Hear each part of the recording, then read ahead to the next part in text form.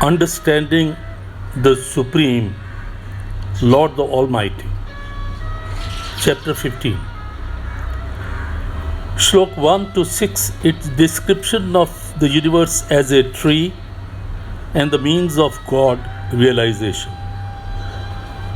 Shlok 7 to 11, JivaAtma or individual soul is described.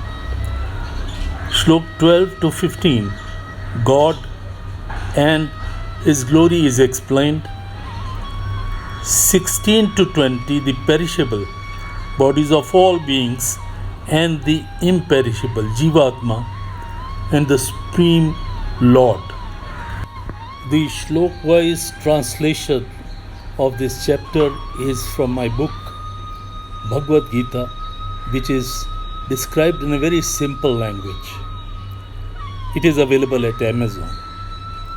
The Lord Almighty said, "The person who can understand metaphor of considering the universe as a holy Bunyan tree with the Supreme Soul as its roots, Brahmarup as its main branches, and with Vedas, scriptures as its leaves, and also realizes that the tree is indestructible, such a person in fact understands the meaning of Vedas.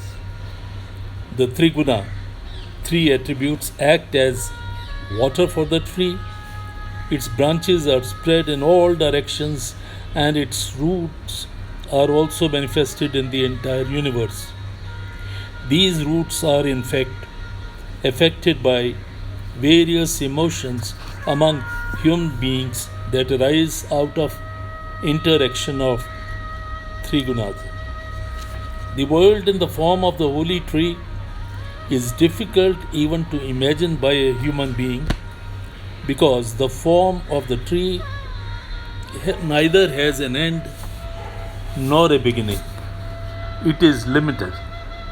So one must remain unattached, relinquishing the worldly desires, pride, and affection. Thereafter one must try to search wholeheartedly for the Lord Almighty, who embraces all those who earnestly desire to reach Him. And these seekers, once merged, do not come back. One should have firm faith in Him, the Almighty, and consider oneself to have taken refuge in Him, and should remember Him again and again.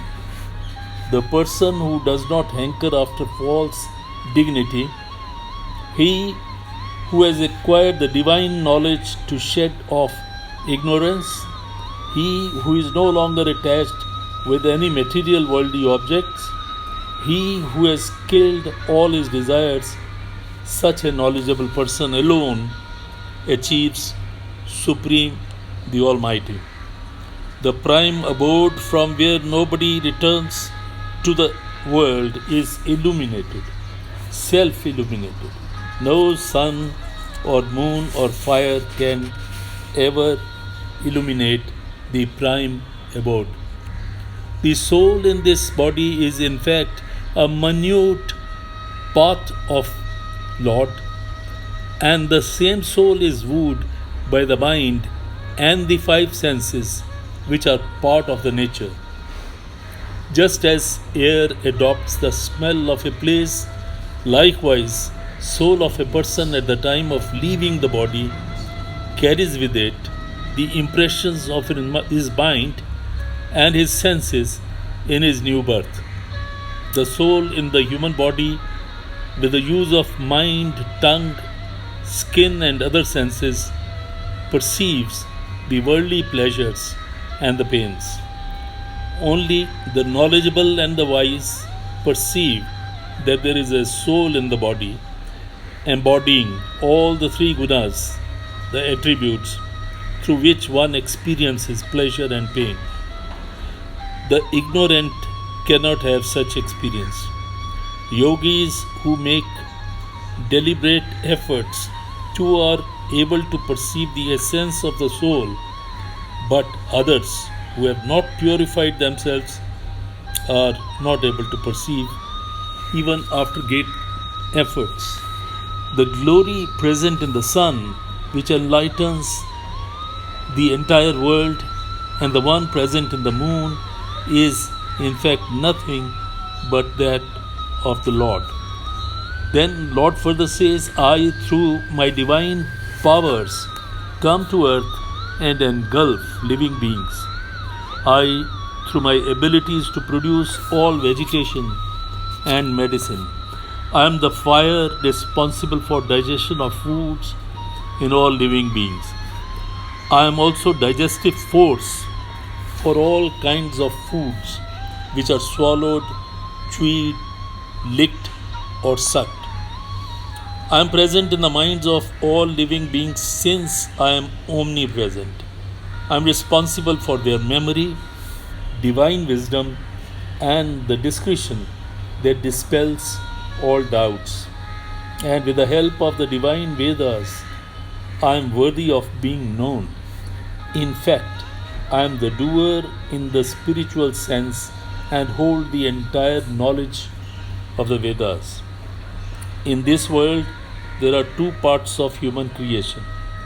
The bodies of all living beings are mortal and destructible. The soul of any living creature is immortal and beyond destruction.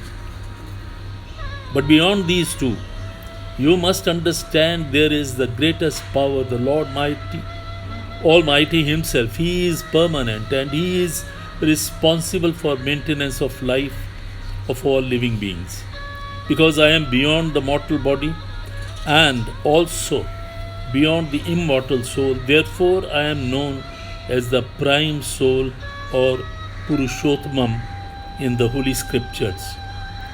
Bharat, the wise and the knowledgeable person who realizes in a sense that I am the prime Lord, Purushottamam, always remembers me as such throughout his life. Arjun, I have given you in this manner the most important confidential knowledge. After acquiring this knowledge, the wise becomes emancipated and attains salvation. This is the knowledge that Lord Krishna has imparted to Arjun in this chapter.